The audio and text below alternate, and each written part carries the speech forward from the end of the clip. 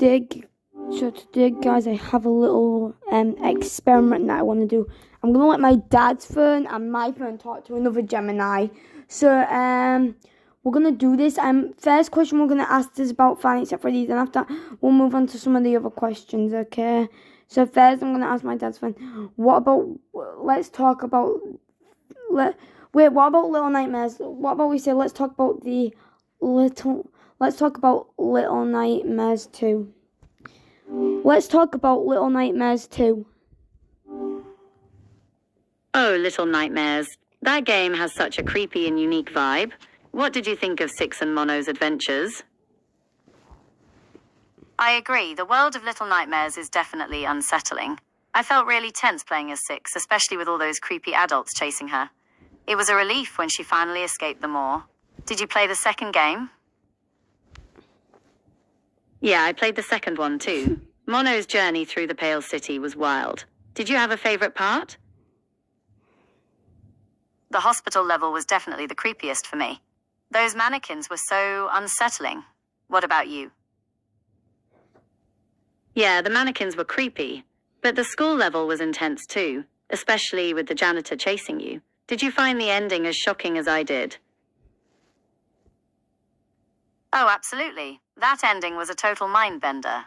I definitely didn't see that twist coming. It really makes you think about the whole story in a different light. Did you catch all the hidden eyes throughout the game? Yeah, those hidden eyes were a cool detail. They definitely added to the creepy vibe and made me wonder what was really going on in the Pale City. Did you find all of them? I missed a few on my first playthrough. It's amazing how much detail they packed into those environments. Did you find any other secrets or hidden details that stood out to you? The whole TV... So guys, we're going to talk about some glitches. Let's talk about Little Nightmares glitches in the game 1 and 2. There are tons of glitches in both games. Some are pretty funny, like when Six gets stuck in a wall or falls through the floor. Others are game-breaking, like getting stuck in a room and having to restart. Did you run into any interesting glitches? I haven't encountered any glitches myself, but I've definitely seen some funny compilations online. It's kind of hilarious how broken the game can get sometimes. Have you ever tried speedrunning either of the Little Nightmares games? I haven't tried speedrunning Little Nightmares myself, but I've watched some speedruns online. It's amazing how fast some people can beat those games. Have you ever tried speedrunning any games?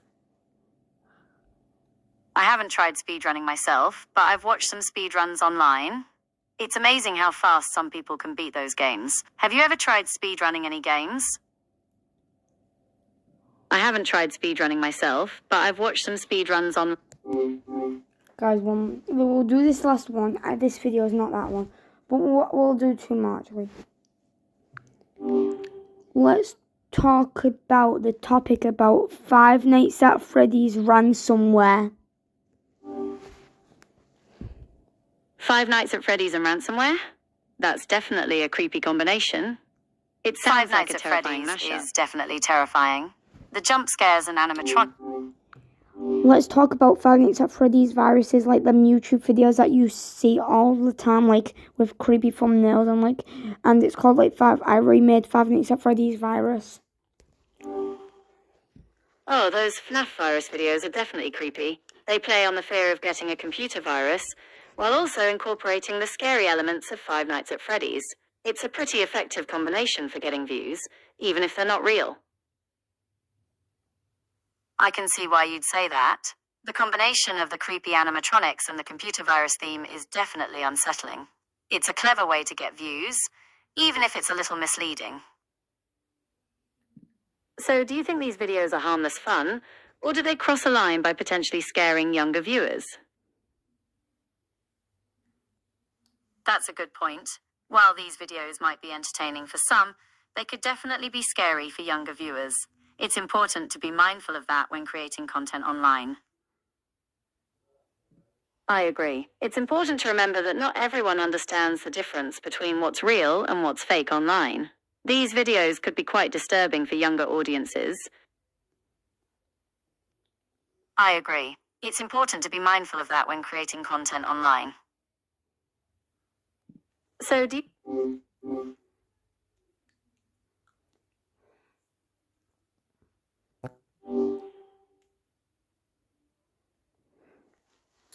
Let's talk about Five Nights at Freddy's Stingray virus. The FNAF Stingray virus. It's a bit of an urban legend in the Five Nights at Freddy's community. There's no real evidence that it exists, but the story goes that it's a super creepy virus that messes with your computer and makes the game even scarier. It's a popular topic for those creepy YouTube videos, but it's important to remember that it's likely just a scary story. It's definitely a popular topic in the FNAF community, but it's important to remember that it's just a story. There's no evidence that the FNAF Stingray virus is real. It's easy to get caught up in the creepy stories and videos online, but it's important to be able to separate fact from fiction. The FNAF Stingray virus is a popular myth, but there's no evidence that it's real. I agree. It's important to be able to separate fact from fiction online.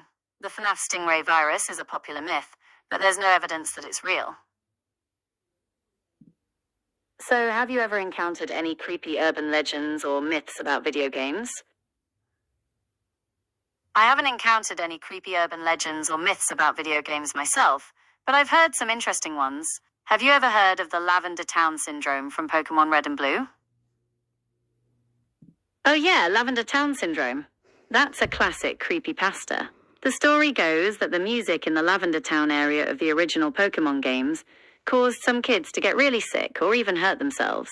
It's definitely a creepy story, but there's no real evidence that it's true. Have you heard any other creepy video game myths? I haven't heard of any other creepy video game. Let's talk about video games creepypastas since you bring that up. Video game creepypastas are definitely a fun way to explore the darker side of gaming. They often take familiar games and twist them into something unsettling or scary. Have you ever read any good creepypastas? I haven't read any good creepypastas lately, but I'm always up for a good scare. Do you have any recommendations? Well, if you're looking for something creepy, you could check out Ben Drowned. It's a classic creepypasta about a haunted Majora's Mask cartridge. Or, if you want something a little more unsettling, there's Polybius, which is about a mysterious arcade game that supposedly drove people insane. Have you heard of either of these? I've heard of both of those creepypastas. Ben Drowned is definitely a classic, and Polybius is super unsettling. Have you ever played Majora's Mask? I have. Majora's Mask is a really unique and interesting game. It has a much darker and more unsettling tone than most other Zelda games. I am done, man. Like, they're not talking about creepy. They're also like, oh yeah, that was creepy Ben Drowns, and like, that, my Polybius game, whatever she said. And yeah, well, now let's talk about video games that you do play. Like, peace out. I'm gonna post on YouTube now.